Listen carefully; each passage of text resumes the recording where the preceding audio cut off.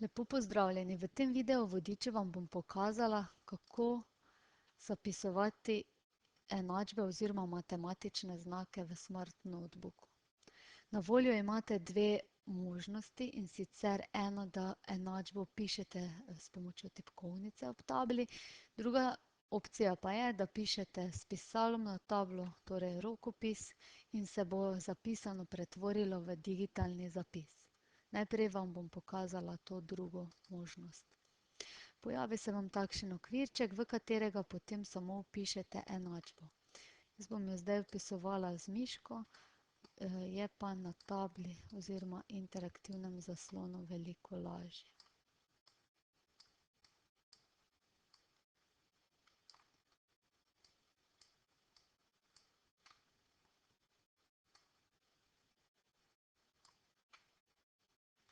Recimo, in ko zapišem tole enačbico, pritisnem tukaj na kljukico in enačba se mi pretvori v digitalni zapis. Lahko tudi manipuliram z njo, jo povečam, pomanjšam ali dam kamorkoli. Torej, to je druga opcija.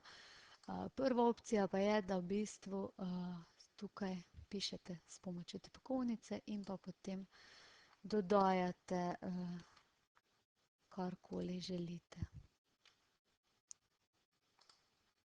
In ko končate, pritisnete na Vstavi enačbo in enačba se vam zapiše.